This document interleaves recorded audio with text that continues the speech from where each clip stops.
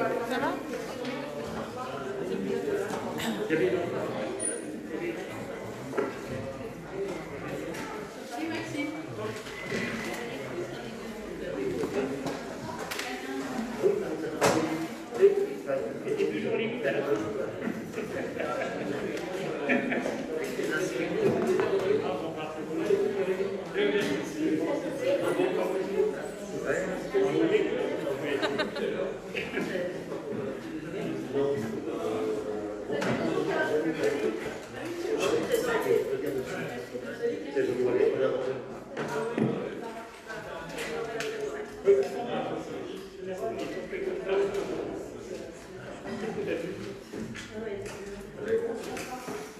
Bien. Je vous propose qu'il est même déjà de 19h passé de 2 minutes, donc je vous propose que tout le monde prenne place. On va attendre. Bien, mais écoutez, on va démarrer ce conseil municipal. Donc dans les 13 ans. Donc il y a Tony Mendes qui devrait nous rejoindre. Et puis, Éric Etienne a donné pouvoir à Olivier Charles, et voilà Vanessa Bjoni qui est là. Bien, avant de démarrer cet ordre du jour, j'aimerais quand même dire un mot sur la situation que nous connaissons aujourd'hui, hein, qui est une situation d'actualité avec la Russie qui a envahi l'Ukraine. À l'évidence, ça aura forcément des impacts sur notre quotidien. En tout cas, c'est ce qui ressort de tous les commentaires que l'on peut avoir. J'en profite aussi pour remercier tous ceux qui ont déjà, dans un premier temps, fait du bénévolat en fin de semaine et ce week-end pour recueillir et récolter un certain nombre de produits, principalement des produits d'hygiène, aussi des vêtements pour enfants. Donc remercier tous ceux qui ont donné, mais tous ceux aussi qui se sont occupés. Je sais que tout le monde n'a pas pu être là parce qu'on peut avoir des contraintes professionnelles, mais j'ai malheureusement le sentiment que ça ne sera pas la première fois qu'on le fera et on devra le refaire à plusieurs reprises. Crécy a été un peu un centre, j'allais dire, avec La Ferté et Coulommiers pour faire récupérer tous ces dons. J'en profite pour remercier l'association, alors ça s'appelle GMCE, c'est ça qui a pris un peu l'initiative au début de le faire et puis qui a été accompagné par grand nombre d'entre vous. La commune et cette association a même emmené un camion de 20 mètres cubes directement à la frontière ukrainienne par la Slovaquie. Il y avait une élue qui était dans ce camion, Christine, qui est ici. Elle est revenue, ils ne l'ont pas gardée. Mais bon, on ne va pas le faire ce soir, mais elle pourra nous raconter aussi la détresse dans laquelle se trouvent les gens là-bas qui doivent partir en famille avec leurs enfants, avec simplement une petite valise. C'est ce que tu nous disais, Christine. Voilà. Donc c'est une situation. Alors on va faire tout à l'heure on va vous présenter le rapport d'orientation budgétaire. Bien entendu, il y a des lignes macro, dirons-nous, économiques. Tout ça peut être, j'allais dire, un peu perturbé dans le futur, mais en tout cas, on s'en tiendra à ce qu'on a mis dans ce rapport. Parallèlement à ça, j'ai l'association des maires qui demande aux élus, aux maires des communes, d'écrire 2 courriers, que je vais vous lire, un courrier à l'ambassadeur de Russie et un courrier à l'ambassadeur d'Ukraine. Donc je vais vous en faire part et je vais faire partir ces courriers demain. Monsieur l'ambassadeur de Russie, élu du peuple dans ma commune de Crécy-la-Chapelle, je souhaite solennellement vous faire savoir au nom de l'ensemble de mes concitoyens ma totale opposition à l'invasion de l'Ukraine par les troupes de votre pays. L'Ukraine est un pays indépendant dont nous partageons les valeurs démocratiques. Toute atteinte à son intégrité territoriale est inacceptable pour toute personne désireuse de promouvoir le respect dû à toute nation libre. Aussi, je vous remercie de bien vouloir transmettre aux autorités de votre pays ma demande expresse au nom des citoyens français que je représente de mettre fin sans délai à l'agression à laquelle ils se livrent au nom des droits de l'homme et avec des salutations de la démocratie française. Je vous prie d'agréer, monsieur l'ambassadeur. Et puis le deuxième document qui est écrit à l'ambassadeur d'Ukraine, la deuxième lettre. Moi, Bernard Carouge, représentant élu du peuple de ma commune de Crécy-la-Chapelle, je suis très soucieux du respect de l'indépendance et des valeurs démocratiques que l'Ukraine et la France partagent.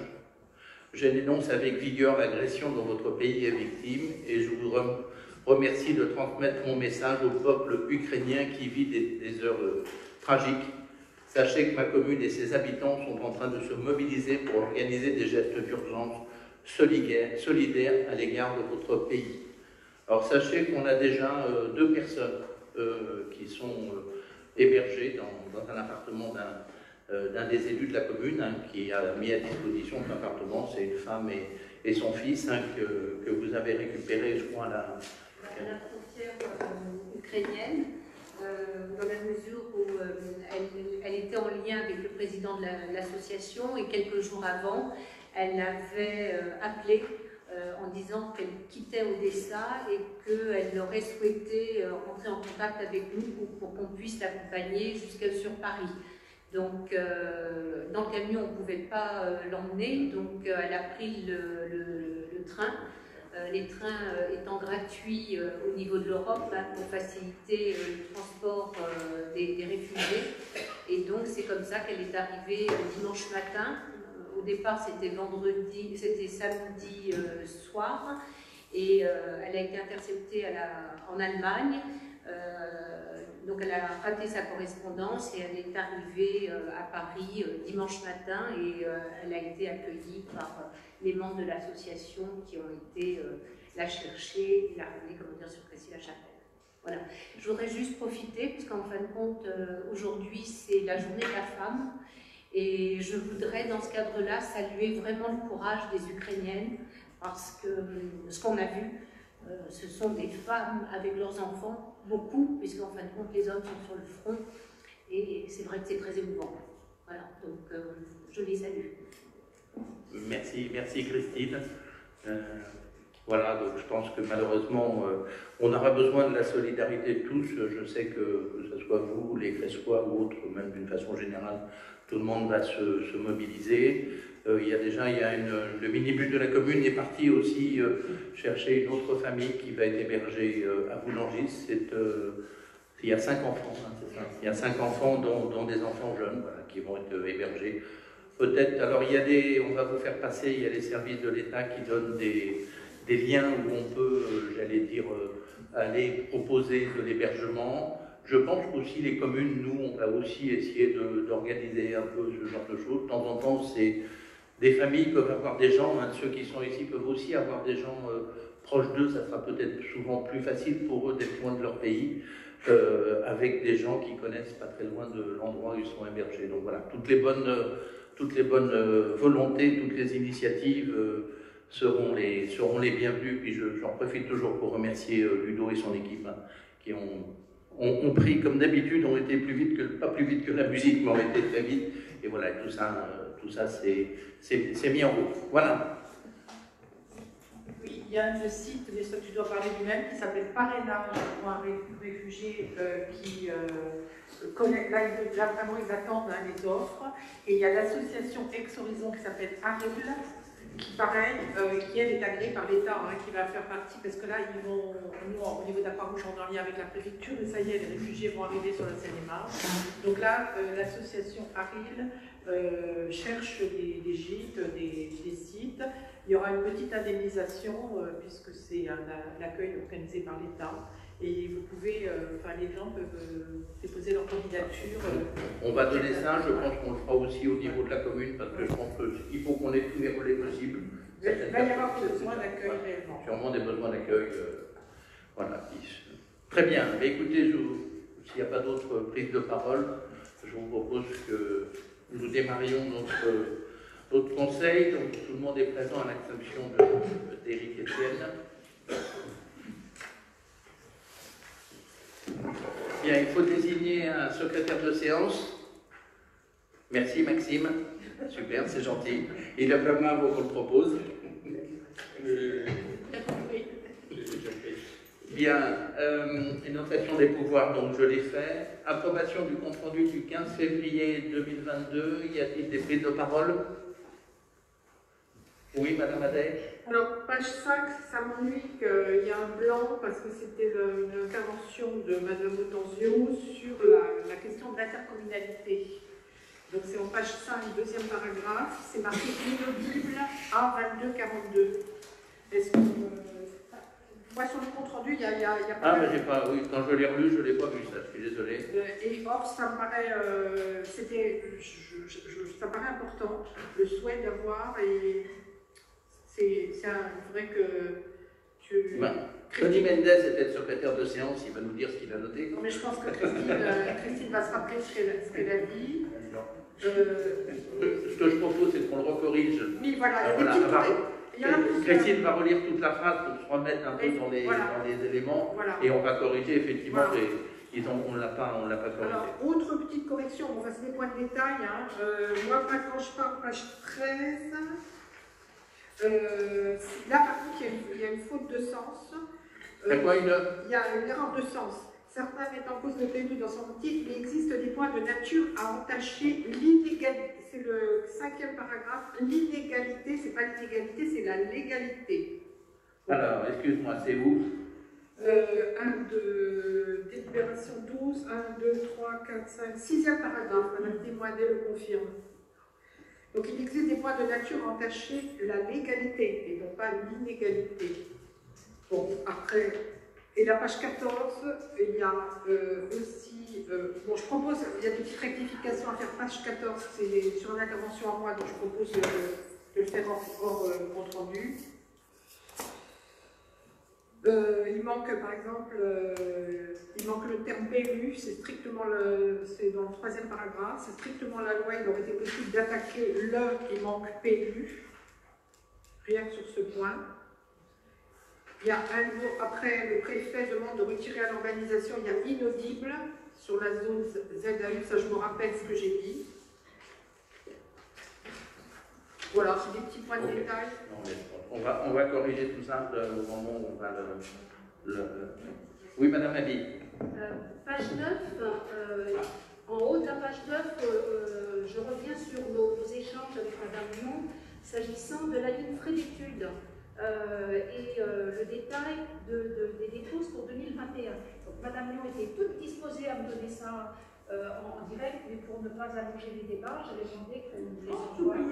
Voilà, c'est juste ça. J'ai oublié, mais j'ai travaillé aujourd'hui sur l'analyse du CA, donc vous l'aurez tout frais prochainement. Y a-t-il d'autres prises de parole? Bien, mais je vous remercie. On va passer au vote. Qui est contre? Qui s'abstient? Ce compte rendu est adopté. Donc maintenant, on va laisser la parole à Valérie qui va nous parler, donc faire ce rapport d'orientation budgétaire pour qu'on puisse entamer le débat. Alors, ce rapport d'orientation budgétaire a été présenté à la Commission des Finances il y a quelques temps. Je l'ai amendé par rapport à ça avec les remarques qui m'ont été faites lors de la commission. Vous voyez pas donc, le rapport, comme nous sommes une commune de plus de 3500 habitants, nous devons d'organiser un débat d'orientation budgétaire basé sur un rapport d'orientation budgétaire pour faire part au conseil municipal les choix de la collectivité sur le budget qu'on votera d'ici à la fin du mois, d'appréhender les contraintes, les opportunités qu'on pourrait rencontrer et que tout le monde soit au courant des projets envisagés. C'est un point obligé du calendrier financier d'une collectivité. Donc voilà. Le sommaire que je vous propose est le suivant. D'abord quelques données macroéconomiques.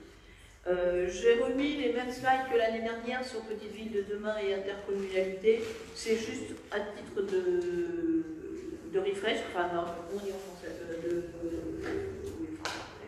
après les premières données de 2021 et l'état de la dette et la prévision de budget 2022. En préalable, j'aimerais dire, et suite au discours de Monsieur le maire, que ce document a été rédigé il y a quelque temps maintenant, que les orientations macroéconomiques que je vais vous exposer peuvent être revues complètement en fonction de ce qui va se passer en Europe, en France et dans le monde à cause de l'invasion de l'Ukraine. qu'on n'a pas de certitude aujourd'hui économique, même si ce que j'ai marqué là-dedans, c'était les économistes qui s'étaient penchés sur le sujet, mais c'était avant l'invasion de l'Ukraine, et que donc on est un peu sur des sables mouvants aujourd'hui.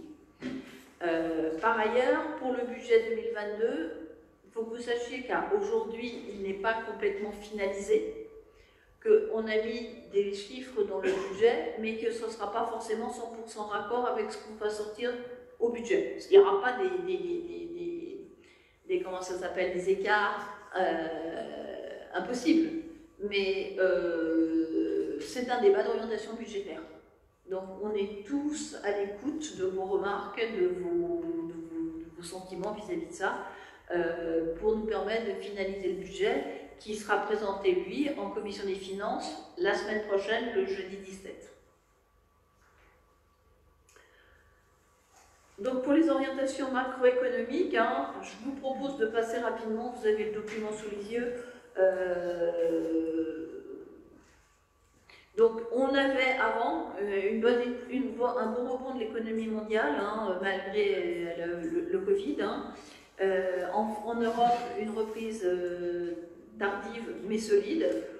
En France, un retour à la normale sur le marché du travail avec néanmoins quelques problèmes de recrutement dans certaines branches. Les économistes s'entendaient sur un chiffre de croissance qui devait atteindre 3,6% en 2022. Maintenant, on verra. Et par contre, on a de plus en plus d'incitations à mettre en place la transition énergétique qui va nécessiter de forts investissements et de grosses dépenses, en partie supportées par l'État. Donc, au niveau macroéconomique France, l'État aussi aura des efforts à faire au niveau de la transition écologique. Donc, je ne sais pas quel choix feront nos grands politiques sur le futur, mais ça c'est pareil, ces cartes-là peuvent être rebattues. En termes d'inflation, on devait avoir une inflation de 2,5% en fin d'année, avec quand même des niveaux de matières premières qui devraient rester élevés. Et là, malheureusement, on s'aperçoit bien que ça s'envole, en particulier l'énergie. Depuis 2-3 ans, la revalorisation des bases est indexée sur l'inflation, et cette année, on nous annonçait une revalorisation des bases fiscales de 3,4%. Et on s'attend aussi à une augmentation potentielle des taux de crédit. Alors, la DGF reste stable en termes d'enveloppe sur le bloc communal, Madame Abby. J'ai vérifié. Effectivement, il va y avoir des augmentations de DGF sur les intercos et sur les départements, mais pas à notre niveau à nous. Les dotations d'investissement à l'UE commune et aux EPC sont à la hausse, via la DSIL principalement. Et on peut récupérer la TVA sur le fonctionnement concernant les documents d'urbanisme et la numérisation des cadastres. Avant, on récupérait rien du tout comme TVA sur le fonctionnement. En fiscalité, la taxe d'habitation continue à baisser pour ceux qui la payent encore, et elle devrait être supprimée en 2023. Et puis pour les communes, la ressource de remplacement est constituée par la taxe foncière sur les propriétés bâties départementales. Donc on va voir comment ça évolue, ça aussi. Je dois dire que dans nos comptes, ça nous a fichu quand même un petit peu de bazar.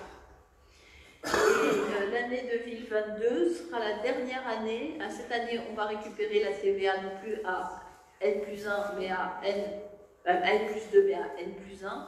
Et à partir de 2023, on devrait la récupérer dans le trimestre. Ce qui est plutôt une bonne nouvelle, parce que ça nous... Hein? Non. Non, non. Et pour la maison médicale, on va la récupérer rapidement. Ce qui va nous faire donner un effort, enfin un peu plus de trésorerie. Donc, petite ville de demain, je vous invite à vous rafraîchir la mémoire avec les 2 slides qui suivent qui sont les mêmes que l'année dernière. Hein. On s'aperçoit déjà, et vous le verrez dans le budget, qu'on a des projets qui en découlent et des subventions également. Ça, on vous en parlera. Pardon? Il y a une question? Je vous préviens tout de suite, avec ces lunettes-là, je ne vois rien de loin. Donc, si vous parlez, je ne vous vois pas.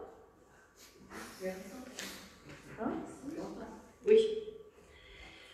Donc, petite ville de demain, donc c'était plutôt une bonne nouvelle et ça l'est toujours. Et quant à l'Interco, pour qu'on ait tous en tête les compétences de l'Interco, je vous les ai rappelées là parce que c'est très important. L'Interco et les syndicats intercommunaux dans lesquels nous sommes inscrits. Donc le prévisionnel 2021, le tableau de synthèse sera le suivant, hein, parce que là je crois que c'est les chiffres définitifs qu'on a. Les réalisations en investissement, on a un déficit d'investissement de 538 909,85 € et un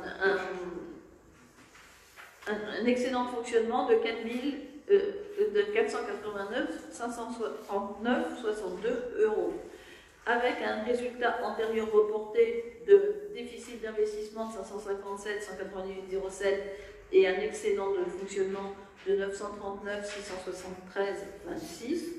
On arrive à un résultat de clôture de l'exercice négatif de un peu plus d'1 million en investissement et positif de plus d'1,4 million en fonctionnement, ce qui nous donne un résultat de clôture de l'exercice de 333 104,96, avec des restes à réaliser positifs en investissement de 280 813,93, ce qui nous donne un résultat de fonctionnement de 1 429 212,88 positif, un résultat d'investissement négatif de 815 293,99, soit un solde global de 613 918,89. Bien évidemment, ces chiffres-là vous seront détaillés au moment du vote du compte administratif, Commission des finances le 17, Conseil municipal le 29.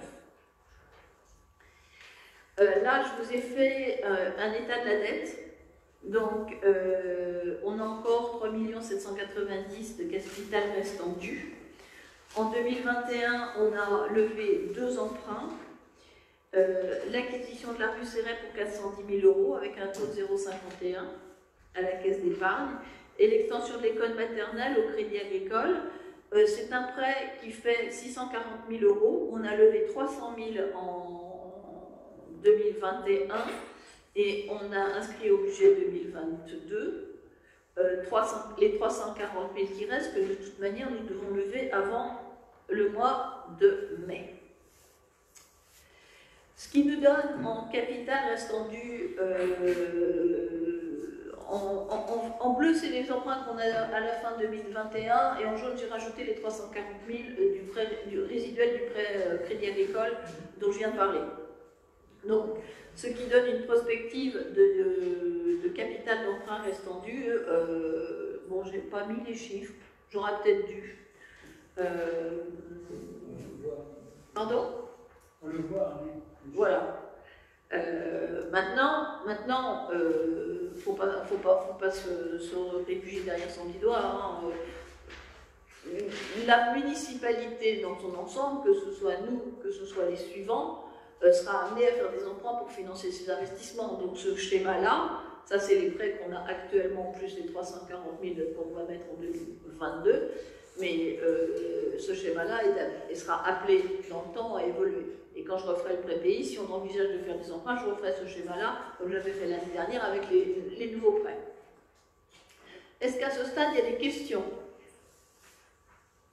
Moi, je préfère intervenir à la fin, si vous permettez. Il n'y a pas de souci, madame. Donc, année 2022, on va commencer par parler du budget général. Vous savez qu'il y a quelques temps, on a voté en conseil municipal l'ouverture d'un budget annexe pour la maison médicale. Donc, forcément, on a deux chapitres sur l'année 2022, le budget général d'une part et la maison médicale d'autre part. Donc le budget général, là je vous ai mis ce qu'on a réalisé en 2020-2021, le budget 2021 et le budget 2022, pour qu'on se voit, qu'on voit ce qu'il en est. Les charges à caractère général, on va essayer de les maintenir autour d'1,5 million. Les charges de personnel, elles augmentent. J'ai expliqué à la commission des finances le détail des augmentations de charges de personnel. Toutefois, si on regarde le poids des charges de personnel par rapport aux dépenses de fonctionnement, il n'est pas en augmentation, voire il est un peu en diminution par rapport à ce qu'on a réalisé en 2021. Maintenant, en budget, c'est pas tout à fait aussi clair qu'en CA. Et puis, les autres charges de gestion courante, eh ben, elles augmentent aussi parce qu'on a intégré des subventions aux associations qui étaient payées avant par l'AGLO. Par ailleurs, on a la même chose dans l'attribution de compensation, mais voilà. Si d'autres personnes ont des questions, vous pouvez m'interrompre. Hein. Madame Abi a choisi de le faire à la fin, mais s'il y en a d'autres, je vous en prie. Les recettes de fonctionnement, là, alors, on a été un peu dans le flou, il y a des comptes qui changent. Par exemple, l'atténuation de charge, où on avait 27 000 en 2020, la perception nous a demandé de passer ça en produit exceptionnel. C'est-à-dire que c'est ce que le personnel, enfin ce qu'on nous rembourse quand le personnel est absent.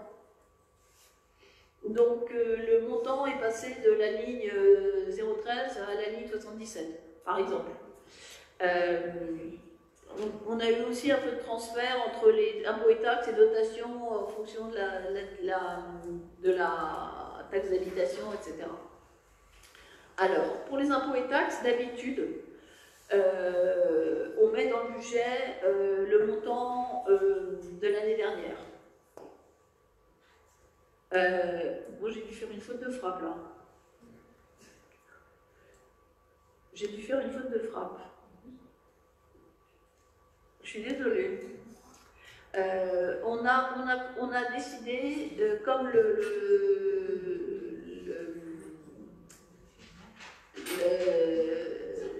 les bases fiscales augmentent de 3,4%. On a décidé d'augmenter la taxe foncière de 2,5% dans le budget. Ce qui représente 63 400 € de plus en recettes de fonctionnement. Bon, donc l'augmentation de l'attribution de compensation avec l'intégration des subventions aux associations pour 32 800 €, et on a mis 400 000 € dans les autres charges de gestion courante pour les droits d'entrée du camping. Donc là, je crois qu'on viendra à une question diverse après sur le camping. Et là, je fais mon mea culpa, j'ai dû faire une faute de frappe, je le vois là maintenant. Je vous renverrai le dossier corrigé avec le compte-rendu du conseil. Parce que c'est pas 3 856 219 en impôts. Hein. Je suis absolument désolée. Comment? Oui, mais non, là, voilà. J'ai fait une coquille. Alors, pour ce qui est de l'investissement, on n'a pas fini encore d'affiner les investissements pour 2022. Mais j'ai mis les grosses masses là. Donc en recettes d'investissement, on en a pour à peu près 4,4 millions avec les virements de la section de fonctionnement, des restes à réaliser, Pardon? Non. Vous avez des choses à dire? Entre nous, oui. Ah, d'accord. Excuse-moi. Alors, méfie-toi. J'ai parlé un peu trop fort. Non, c'est pas ça. Tous les micros sont ouverts. Ah oui, je sais. Donc, si tu chuchotes pas l'oreille de ton voisin, on va l'entendre. Donc, la récupération de la TVA, excédent de fonctionnement capitalisé, taxe d'aménagement, c'est les 815 qu'on a passé, enfin bref, qu'on a vu tout à l'heure, taxe d'aménagement, amortissement, subvention notifiée, hein, parce qu'on met au budget que les subventions qui sont réputées acquises. Au moment du budget, je vous ferai le détail des subventions, bien évidemment, et le solde d'emprunt de 340 000 dont je vous ai parlé tout à l'heure. Les principaux programmes d'investissement en 2022, bon, alors on a évidemment les obligatoires, déficit d'investissement porté, remboursement de capital et d'emprunt, reste à réaliser des pots de positionnement, c'est 1,8 million, presque 1,9 million. Le même les promeneurs, 1 293 000. Là, on a mis Russie Noël, 300 000. Parc de la biodiversité, alors on a mis juste le montant reliquat hors subvention, parce qu'on n'a pas demandé les subventions. Enfin, elles ne sont pas. Petite ville de demain, 190, je ne vais pas vous faire le détail après-hier, vous l'avez sous les yeux. Donc, voilà. Un total de... Bah, normalement, si on équilibre le budget, on a 4 409 000. Hein. Donc, ça ne fait pas tout à fait ça, mais je n'ai pas mis les micro-détails. Bien évidemment, au moment du budget, on va vous présenter un compte d'investissement équilibré avec exactement le détail, comme d'habitude. Grosso modo, pour Marie-Noël, pour tout te dire, je n'avais pas mis la ligne à 1 877 000 à la commission des finances, donc ça faisait un gros gap. Là, c'est quand même beaucoup moins. Et alors, pour finir, la maison médicale. Donc la maison médicale, cette année 2022, sera la finalisation, je dirais, du projet. Le APD, le permis de construire, les appels d'offres, diverses études. Et on devrait démarrer les travaux en 2023. Donc au budget, on vous présentera essentiellement des honoraires pour un montant de 50 000 € qu'on va financer par un transfert depuis le budget général. Donc le budget de la maison médicale pour 2022, ce sera 50 000 € de dépenses pour les honoraires de l'architecte, principalement, et quelques études. Voilà. Madame Abi, j'ai fini. Juste donner peut-être les chiffres sur le tableau là. Il y a la petite. Les 3,8 millions. Oui, je vais les rectifier. Alors, je vous les donner parce qu'on a. Florence vient de les calculer, c'est pas 3 856 219, c'est 3 295 618,90. Valérie a intégré les 613 dans cette somme-là, les 613 de report qu'on a vu tout à l'heure, et ce qui fait un total de 5 563 122,90, qui s'explique effectivement par les données que vous avez en bas, c'est-à-dire les 400 000 du droit d'entrée du camping, les 32 000 de plus de la compensation et les 63 500 qui correspondent à la quote-part de 2,5 que nous avons pris sur les 3,5 d'augmentation des bases locatives. Voilà. C'est donc on le rectifiera dans le... Je le rectifierai. Alors, on vous le renverra à rectifier, mais voilà, c'est plus cohérent parce que ça aurait été trop beau d'avoir 1,1 million de recettes de plus. Non, mais... Ça aurait été merveilleux, mais c'est malheureusement pas le cas. Je suis confuse, hein, franchement. Voilà, comme ça. Le débat est ouvert. Donc, juste concernant la maison médicale, vous parlez des honoraires. Ça c'est bien, mais on a déjà évoqué ici l'histoire des frais de fonctionnement, qui sont, à mon avis, quand même à nous communiquer pour le vote du budget. C'est bien de nous parler des 50 000 € d'honoraires d'architecte pour la maison médicale, mais c'est le lancement du projet, on est d'accord, parce qu'on parle même d'un début de travaux en 2023. Moi, je reviens sur la question des frais de fonctionnement, on ne sait pas. Attends, moi je me suis engagée à communiquer au moins au groupe qui va s'occuper de la maison médicale, si ce n'est à tout le conseil, l'analyse qu'on va faire, que l'architecte devrait nous donner des frais de fonctionnement, etc. On lui a demandé différentes épures, si je peux dire comme ça, en fonction des choix de Jolien par exemple. Moi, j'ai demandé aussi quelle était la plus-value pour le béton chanvre, et je vais faire un dossier détaillé que je vous présenterai pour la maison médicale. Avant qu'on prenne la décision définitive, je veux qu'on puisse faire un compte d'exploitation, je veux dire un budget de fonctionnement de cette maison médicale. Oui, mais à partir du moment où on fait un budget annexe, qui nous est présenté, puisque les honoraires de 50 000 € que tu évoques tout à l'heure seront dans le budget annexe qui sera donc à voter à la fin du mois. On est d'accord? Et c'est tout ce qu'on y met. Oui, mais on a besoin aussi d'avoir les chiffres. Alors, toi, tu parles de tout ce qui est investissement, le chanvre, etc. Pas de problème. Mais les frais de fonctionnement, je pense qu'ils ont été calculés quand même. Vous avez fait votre étude sur le nombre de personnes qu'on peut y mettre, le prix, le montant des loyers, machin, etc. On a besoin d'avoir ces éléments-là, je pense, c'est important pour l'équilibre.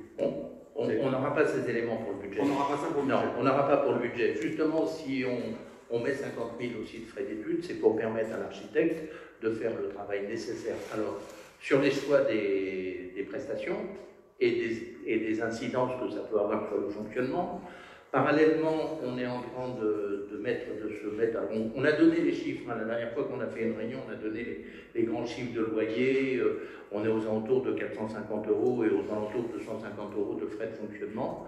Mais pour l'instant, ça c'est les grands chiffres. Ça va nous permettre aussi de vérifier le coût de réalisation de ce bâtiment. C'est pour ça qu'on a besoin d'un architecte. Et aujourd'hui, je tiens à rappeler que la maison médicale, pour l'instant, c'est un programme que l'on avait, c'est un projet que nous avions dans le programme, qui est réclamé par beaucoup de Cressois. Bien entendu, pour l'instant, rien n'est lancé définitivement et on ne lancera qu'à partir du moment où on aura tous les chiffres et que les chiffres que l'on aura et les subventions que l'on aura obtenues, puisque je rappelle qu'on a fait des dépôts de subventions la dernière fois, on aura obtenu ces éléments-là. Donc aujourd'hui, il n'y aura pas des... Je sais que c'est un débat qui peut perturber sur certaines personnes. On ne lancera pas une maison médicale n'importe comment et à n'importe quel prix, mais on lancera une maison médicale parce que c'est un besoin sur la commune. Et si on a besoin de l'adapter, cette maison médicale, pour justement la faire rentrer, comme on dit, dans la chaussure, ben on sera amené à l'adapter. Mais Bernard, c'est pas un débat qui perturbe, en fait. Il y a des questions, il faut du... Mais ça, juste des réponses en face, c'est tout. Ce que je veux dire, c'est que ces réponses-là, on ne les a pas encore, le bilan global. Alors on peut donner les grandes lignes, on les a données en commission, il y a un travail de commission qui va être fait. Je crois que c'est aussi fait pour ça les commissions. Après, on vote un budget annexe parce que la trésorerie nous a demandé de voter un budget annexe dans lequel on met une somme pour pouvoir continuer les études et présenter à un moment venu un dossier un peu plus consistant que le simple APS que nous avons aujourd'hui. Non, mais les commissions, c'est bien. Il faut qu'il y ait une commission à la poste, mais le lieu de débat, c'est ici, c'est le conseil municipal. Mais il faut que les commissions aient déjà élaboré un certain nombre de choses. Est-ce qu'il y a d'autres prises de parole? Je regarde s'il y a d'autres personnes avant vous, Madame Abi, parce que... Est-ce qu'il y a d'autres prises de parole? Madame Abi, on vous écoute alors. Merci beaucoup. Je vous ai entendu, Monsieur le maire, ainsi que Madame Dumont, sur les incertitudes qui président à tout exercice budgétaire. On en est bien d'accord. Vous m'entendez? Oui, très bien. Ceci étant, c'est le troisième exercice de l'orientation budgétaire du mandat. C'est vrai que le premier, c'était un petit peu à part parce qu'on mélangeait, on était en même temps en orientation budgétaire, en budget à cause de la pandémie, etc. Mais malheureusement, chaque année, il y a quand même quelques manques par rapport aux orientations budgétaires. D'abord en termes de forme. En termes de forme, on vient de voir un PowerPoint, qui est le rapport d'orientation budgétaire, de 16 pages. Il fait 16 pages de PowerPoint. Il y a 4 pages qui sont des titres et une page de sommaire. Bon. Donc, les 2 pages, comme vous l'avez rappelé, sur les petites villes de demain, sont les mêmes que l'an dernier, comme si c'était rien passé. Or, en conseil municipal, on a entendu parler de demandes de subventions, de projets, etc. Pourquoi en 2 lignes, ça aurait pu être rappelé. Et puis, donc, on a 9 pages, en fait, en guise de rapport d'orientation budgétaire, 9 pages de PowerPoint, donc avec le caractère synthétique d'un PowerPoint. C'est un outil intéressant, mais un rapport d'orientation budgétaire, normalement, c'est plus que ça. Pourquoi? Parce que j'ai retrouvé un petit texte, une petite jurisprudence qui mentionne que l'absence de communication au membre de l'Assemblée délibérante d'une note explicative de synthèse ou d'un rapport relatif au débat d'orientation budgétaire constitue un vice revêtant présentant un caractère substantiel et pouvant justifier l'annulation de la délibération d'adoption du budget primitif. Rassurez-vous, on ne va pas faire de recours sur le rapport d'orientation budgétaire, Donc, faire tranquille. Voilà, il n'empêche que, un petit peu plus étoffé, c'est un rapport d'orientation budgétaire, c'est pas 9 pages de slide. Je prends bonne note, madame. Alors, pour l'année attendez, prochaine. si ça ne vous ennuie pas, vous me laissez dérouler et puis vous me répondrez point par point ce que je vais vous mettre à contribution tout à l'heure. Alors sur le fond, arrivons au fond maintenant. Bon, les orientations budgétaires, comme vous l'avez rappelé, constituent un élément du cycle annuel budgétaire. Hein. C'est sûr qu'on parle de 2022. Il n'empêche, ce document doit s'inscrire dans une démarche pluriannuelle. C'est le principe même qui met en perspective les orientations à moyen terme de la collectivité. Or, à la place de cette prospective, partiellement présentée en 2021 au travers du PPI, dont je vous ai dit regretter l'absence en commission des finances, parce que ça c'est un outil de prospective. Il nous est rappelé notamment que le rapport d'orientation budgétaire a pour but, je cite, de prendre connaissance des projets envisagés par le maire et ses adjoints durant l'exercice à venir. Donc on se restreint sur 2022. Et puis je trouve qu'en matière de collégialité, entre élus, les conseillers de la majorité municipale, on ne sait pas quand est-ce qu'ils proposent quelque chose, puisqu'il n'est mentionné que le maire et ses adjoints. Je passe. La loi NOTRe de 2015 et les décrets d'application de 2016 ont bien décrit ce que devait comporter un rapport d'orientation budgétaire. Les engagements pluriannuels, donc on a un petit peu sur la dette, mais sur l'investissement, ça a disparu. La structure de la gestion de la dette, on y reviendra tout à l'heure. La structure et l'évolution des dépenses et des effectifs, donc on a bien les dépenses, mais pas les effectifs. Et les hypothèses retenues pour construire le projet de budget. La présentation des engagements pluriannuels, je l'ai déjà dit. Il y a un certain nombre d'éléments qui devraient figurer au rapport d'orientation budgétaire, mais qu'on cherche, qui n'y sont pas, qui n'y figurent pas. Alors, si ça ne vous ennuie pas, est-ce qu'on pourrait reprendre la page 5 du PowerPoint? Je vais commenter 2-3 pages et puis c'est tout. Hein. Alors, par rapport à la commission des finances, on avait évoqué un point intéressant qui malheureusement n'a pas été repris. C'était l'article 109 de la loi de finances du 30 décembre 2021. Or, il était question dans cet article 109 du reversement partiel de la taxe d'aménagement à l'établissement, à l'Interco. Hein. Vous avez prévu 140 000 € à titre de cette taxe, au titre de cette taxe en 2022. Est-ce que cette prévision, c'est la part communale ou c'est ce qui devrait être partagé avec l'Interco? Donc, ma question est où en sont les discussions et les échanges? Parce qu'en fait, la commune ne gardera pas 140 000 €, elle devra en donner une partie à l'intercommunalité. Donc je suppose qu'il va falloir en discuter, ou c'est peut-être déjà en route, à moins que les 140 000 € soient le solde de ce qui reste à la commune. Je vous propose de poser toutes mes questions, puis peut-être vous me... On va peut-être les répondre au fur et à mesure, parce qu'après on va oublier les questions. Oui, moi je voudrais déjà répondre sur le PPI. On en a largement parlé en commission des finances. Je vous avais répondu à l'époque que je n'avais pas eu le temps de le retravailler, mais que je m'engageais à le faire une fois toute la démarche budgétaire faite, et à le représenter, à le retravailler déjà avec l'équipe municipale, et à vous le représenter sous format, peut-être pas conseil municipal, mais réunion générale comme l'année dernière, pour qu'on le discute complètement entre nous. J'avais cru comprendre, dans ma grande naïveté, que cette information-là avait été intégrée, mais bon, de toute manière, je n'avais pas le temps de le refaire. Là, on n'a toujours pas bouclé complètement le budget, donc de là à faire un PPI, voilà. Pour ce qui est de l'article 109, on l'a bien regardé. Il semblerait que ce soit pour les bâtiments construits par l'Interco, qu'on leur redonne tout ou partie de la taxe d'aménagement qui va en découler. Par exemple, la piscine, je pense qu'il y aura une grosse taxe d'aménagement, mais qui ne sera pas pour nous. Voilà. Voilà, donc je continue, voilà. Si vous voulez bien. Page 8, est-ce que vous pourriez aller page 8, s'il vous plaît? Donc, effectivement, comme vous nous l'avez dit, vous nous avez remis la même page que l'an dernier.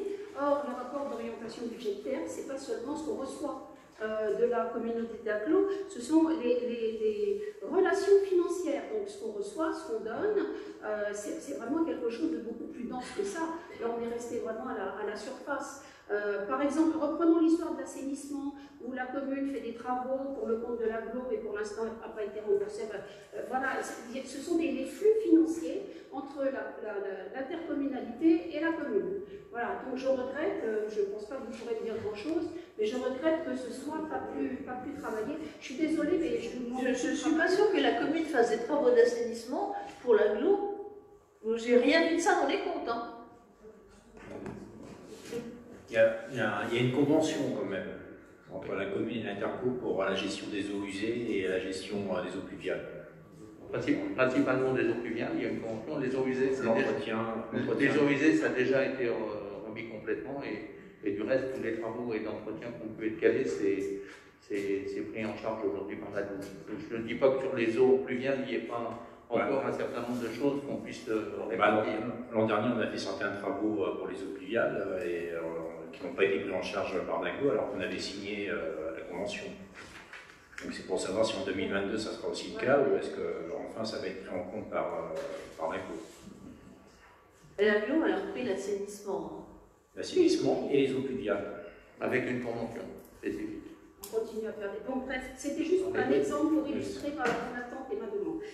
Ensuite, si on pouvait aller page 11, s'il vous plaît. Bien sûr. La page de combien? 11. Ah, combien? L'état de la dette. Alors, l'état de la dette, donc, moi je considère, c'est le même tableau, enfin la même présentation que l'an dernier, c'est pas un tableau lisible. Ceux qui retrouvent leur petit, bravo. Hein. Pourquoi? Parce que déjà, les emprunts ne sont même pas classés par ordre chronologique. Je n'arrive pas à trouver un ordre. C'est pas classé par banque, c'est pas classé par. Je ne sais pas comment c'est classé. Mais par exemple, le premier emprunt, c'est triennal de voirie rue du Général Leclerc, 27 décembre 2010, très bien. Et ensuite, vous trouvez avant, en pénultième ligne, un triennal de voirie rue du Général Leclerc, 27 décembre 2010, c'est pas le même emprunt, hein, ce sont deux emprunts. Mais pourquoi est-ce qu'on ne les met pas l'un à côté de l'autre pour essayer d'y comprendre quelque chose? Ensuite, il y a par rapport à 2000, à ce qu'on nous a présenté pour 2021, certains emprunts ont disparu, par exemple des opérations diverses. C'était un emprunt de 120 000 € du 13 novembre 2006, le capital restant dû étant de 19 000 €, presque 20 000. Peut-être qu'on l'a remboursé cette année, j'en sais rien. Dans le tableau de l'année dernière, vous devez avoir la date de dernière échéance. Je peux regarder, hein, et s'il n'est pas là, c'est qu'on l'a finalisé. Hein. D'accord, mais alors par contre, ce qui est amusant, c'est que dans le tableau de cette année, on a une ligne qui s'appelle divers investissements. Du 1er mars 2010, vous voyez, c'est tout en bas, presque en bas du tableau, mais celui-là, il n'y était pas l'an dernier. Donc on voit qu'il y a des emprunts qui arrivent, qui repartent. Voilà, c'est pas la peine que j'insiste, mais vous avez compris que il y a quand même un problème de lisibilité. Je partage. Il faut qu'on le remette un petit peu dans l'ordre pour comprendre à quel moment ça s'est calé, mais bon, voilà. On va vous le remettre dans l'ordre. Mais on arrive à le lire quand même, mais il faut plus d'attention. Je vais le remettre dans l'ordre pour le PowerPoint définitif qu'on... Je vous en remercie. J'ai presque terminé. Alors, page 12, vous m'avez répondu par avance sur les 340 000 €, parce que je ne savais pas ce que c'était que cet emprunt 2022. J'ai la réponse, merci. Alors, ensuite, on arrive à la prospective, et c'est là où je reste un peu sur ma faim, à partir de la page 14. Hein, nous sommes sur les dépenses de fonctionnement pour commencer. Alors, effectivement, le commentaire maintien des charges à caractère général, et elles ne sont pas maintenues, puisqu'il y a plus de 100 000 € de plus par rapport au compte administratif 2021. Et par rapport à tout ce qu'on s'est dit tout à l'heure, est-ce que vous avez pu tenir compte dans votre prospective de l'inflation, même si aujourd'hui ça peut évoluer beaucoup, de l'inflation, du coût des matières premières, du coût de l'énergie, parce que ça va être, ça va sans doute rendre difficile le maintien des charges. Je vais peut-être terminer sur les dépenses de fonctionnement, et si vous voulez me répondre après sur la page 14, sur les charges personnelles. Il n'y a pas de besoin identifié. Or, on a vu tout au long de l'année 2021 des postes créés pour faire face à l'arrivée d'enfants dans les centres de loisirs, à l'école, etc. Il y a une population qui augmente à Crécy. Et en termes de prospective, il n'y a rien. Il n'y a pas d'explication. Je veux dire, pas en tout cas dans cette page.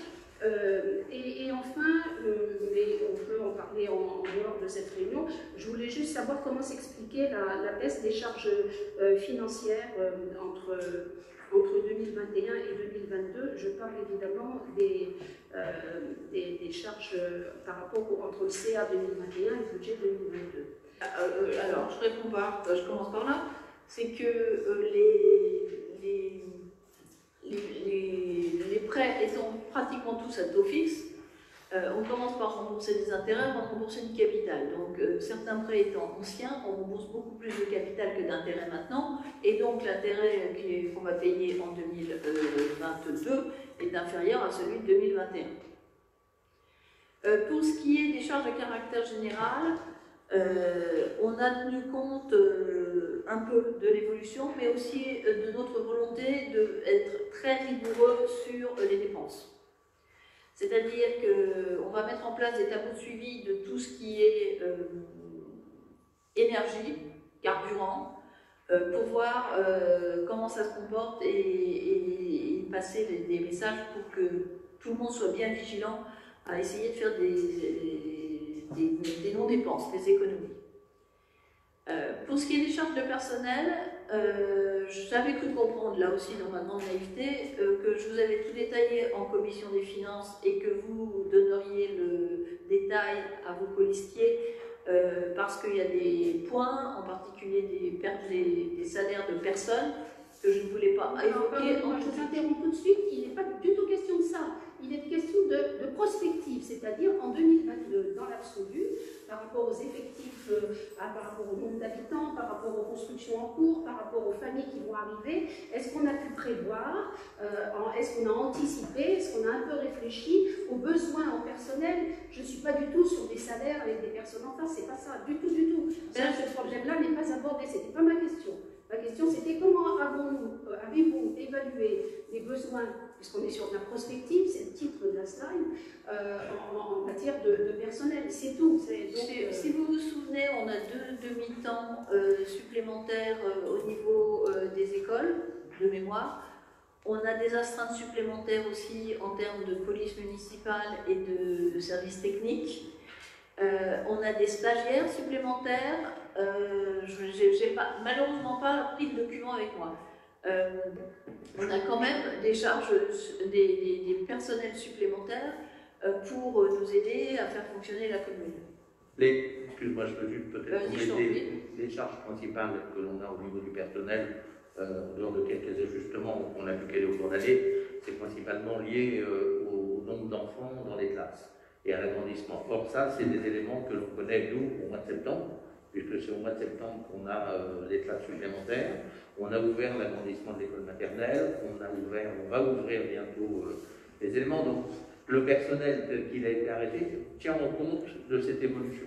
Après, l'évolution de la population, ça, en dehors de l'évolution sur le personnel, a peu d'impact. On ne va pas faire plus de carte d'identité ou plus de passeport. De toute façon, on n'a pas la place matérielle pour le faire. Voilà. Donc le personnel, tel qu'on l'a mis dans ces éléments budgétaires qui seront plus détaillés au moment du budget, tient compte de l'évolution, mais qu'on a déjà connu en fin d'année, parce que c'est principalement en fin d'année. Voilà, qu'on a ces éléments. Et les services techniques, on a fait un certain nombre de renouvellements, et vous verrez, il y a des choses qui sont traitées en direct et des choses qui sont sous-traitées à des entreprises pour pouvoir, j'allais dire, gérer la totalité de la commune. Donc c'est bien intégré. Juste, moi, vous avez peut-être encore d'autres questions? Oui, j'en ai encore 2-3. Allez-y, je vous laisse terminer. Alors je voudrais qu'on aille page 15, s'il vous plaît.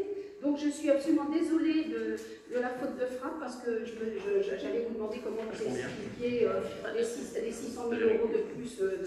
Bon, donc je renonce à cette question-là. Et par contre, j'ai oublié page 14.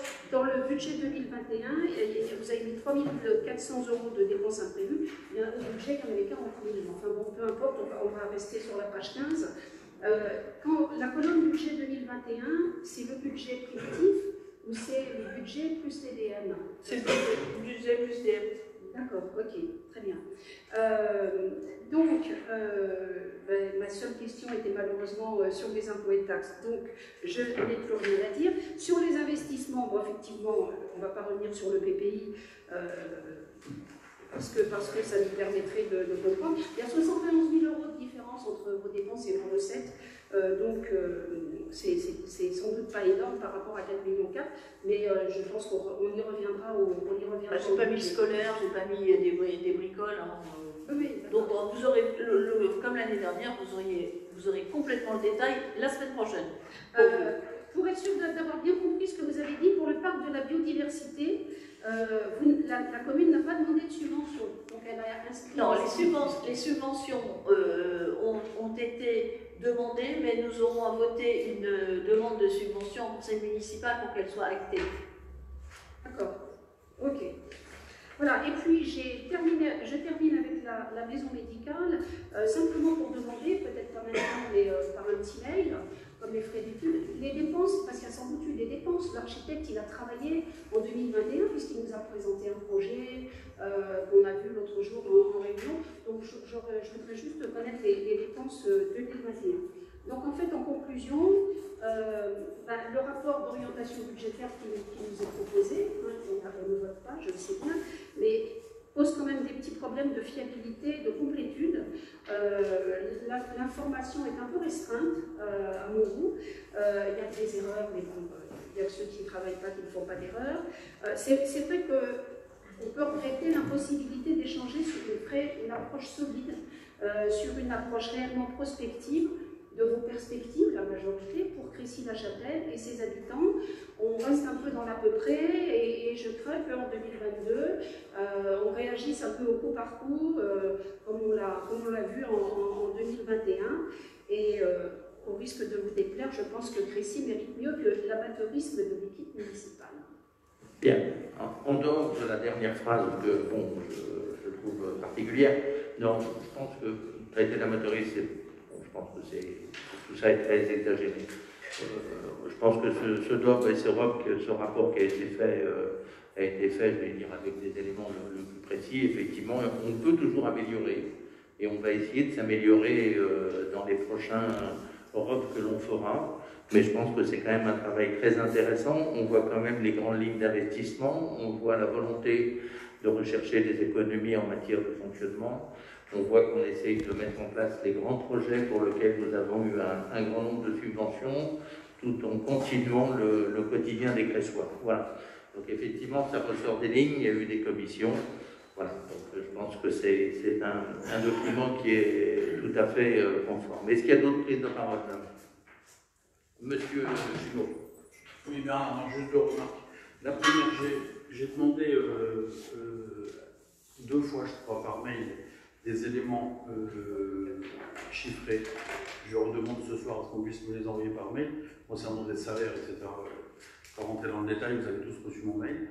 Et deuxième point, concernant les points d'économie, on en reparlera. Alors tu le sais, on a l'habitude d'intervenir non pas le jour du DOP, mais le jour du vote du budget. Pour être assez précis, il faudra quand même, à mon avis, expliquer par un autre argument le fait que, par exemple, les charges de personnel, elles passent d'1 950 000 en 2015, quand on arrive à la tête de la mairie, à 2,7 millions en 2022, ce qui fait à peu près une augmentation de 37%. Je ne crois pas que ça soit dû exclusivement et uniquement au fait qu'à l'école, on ait besoin d'un peu plus de personnel.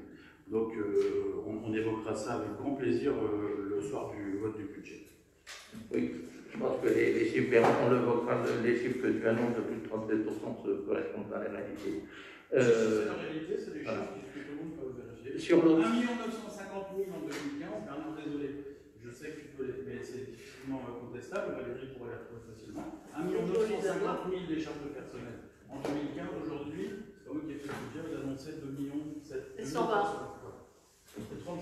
Bien.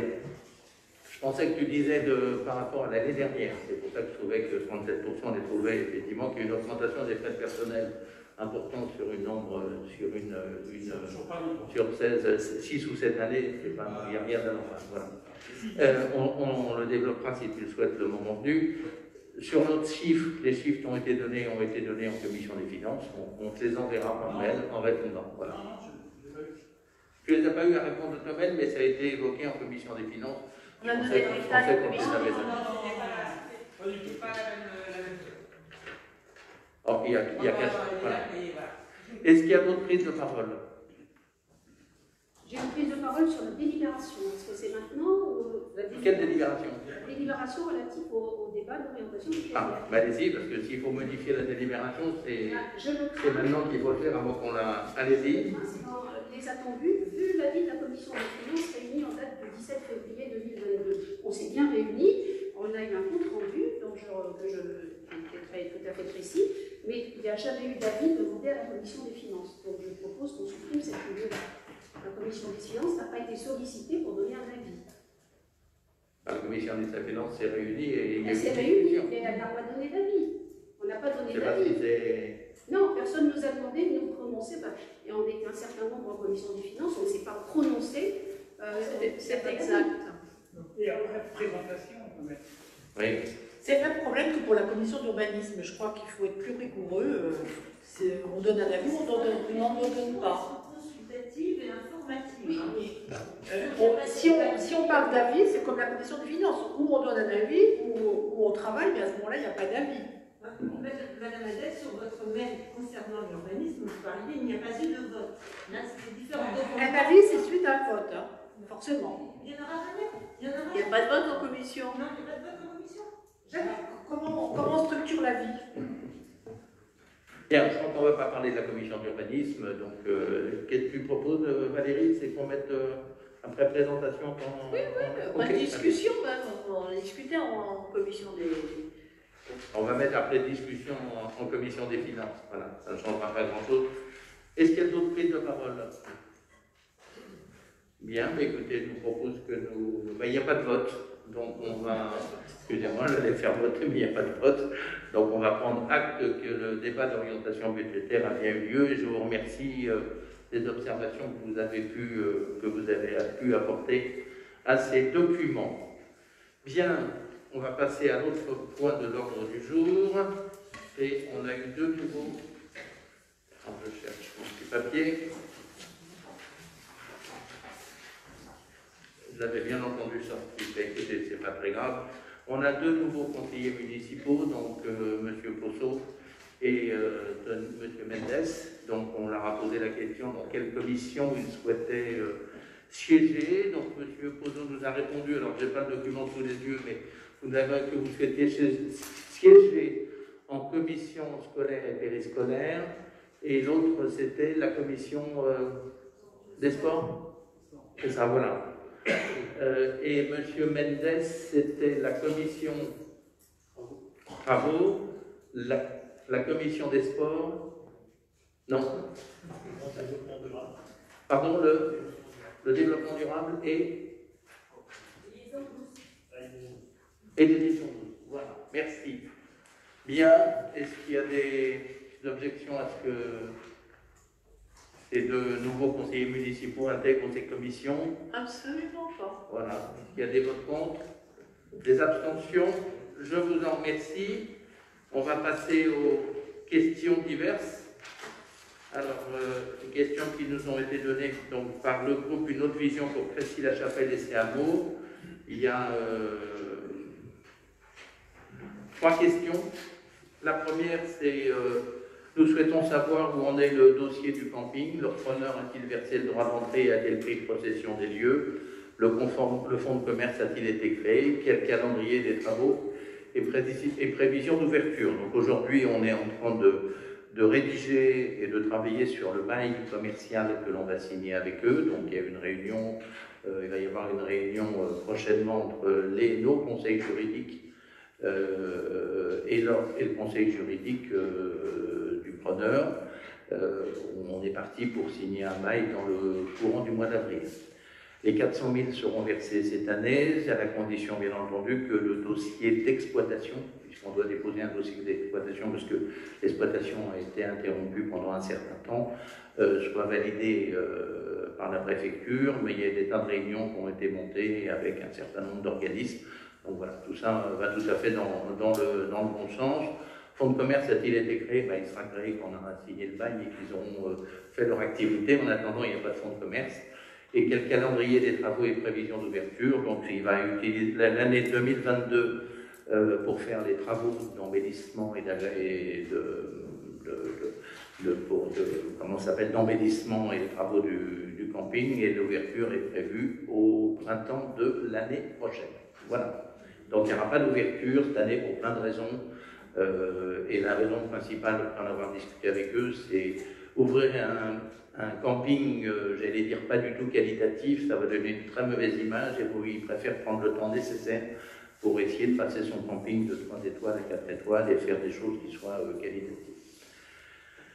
Deuxième question, c'est concernant 2 points d'ordre du jour. Nous posons la question en amont afin de vous permettre de nous donner les réponses en séance. Alors, je précise quand même que vous avez jusqu'à dimanche minuit pour nous poser la question. Effectivement, vous les avez posées en amont. Il devait être, je crois, 22h22, hein, mais effectivement, on a eu 1h22 pour pouvoir répondre à ces questions, mais ça ne pose pas de difficulté d'y répondre. Je crois que concernant le procès verbal, la dernière fois, nous avons en séance déposé une demande de subvention à la DESIL à la suite de l'intervention du préfet qui nous a demandé de retirer la DETR et de déposer la DESIL. Le préfet, effectivement, cette demande est intervenue très peu de temps avant le conseil municipal, donc ça n'a pas pu être mis à l'ordre du jour, on l'a fait mis en séance.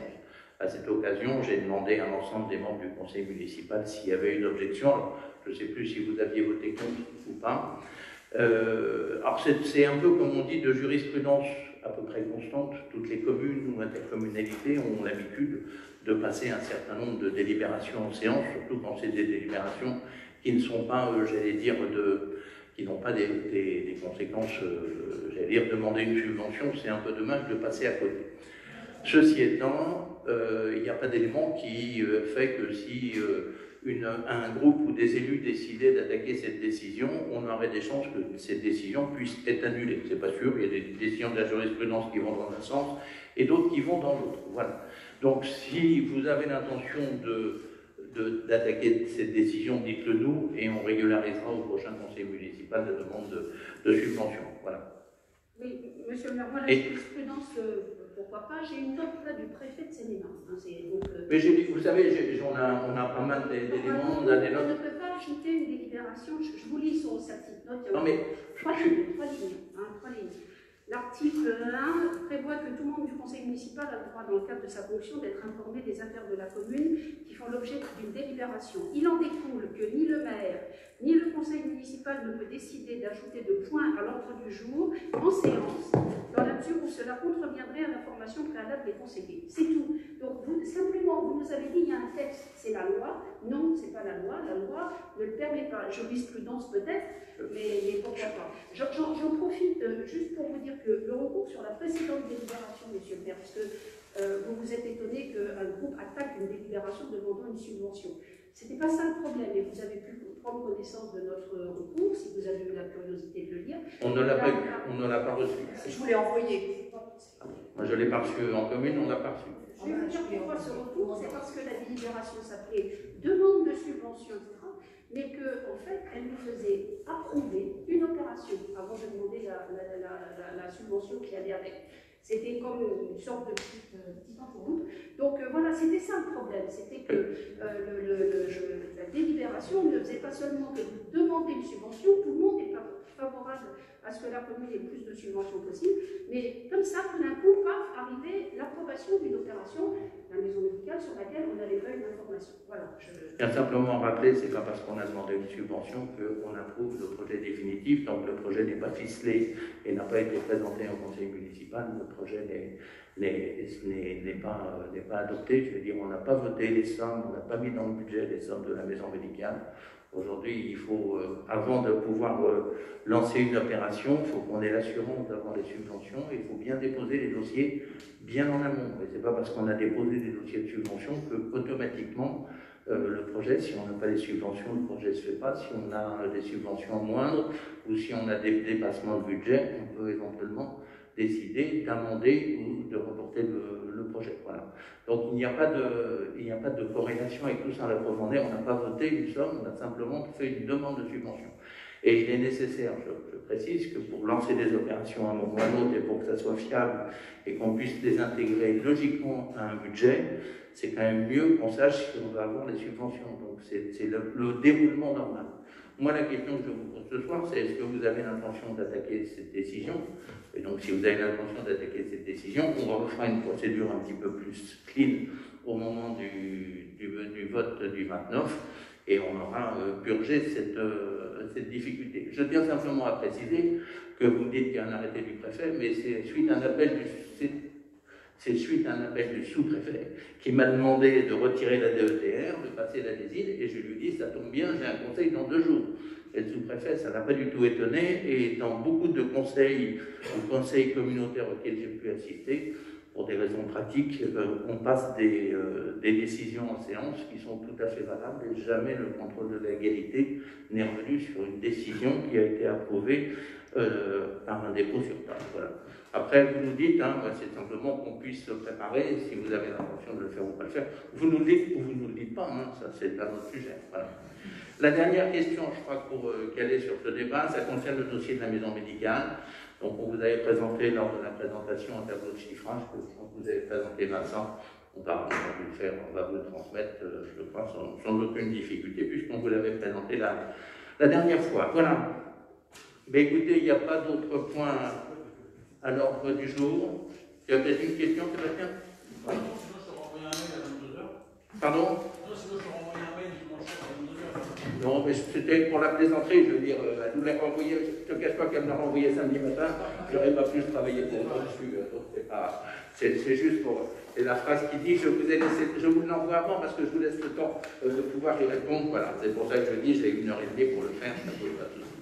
Bien, mais écoutez, je vous propose que nous levions la séance et je vous souhaite à tous une bonne soirée.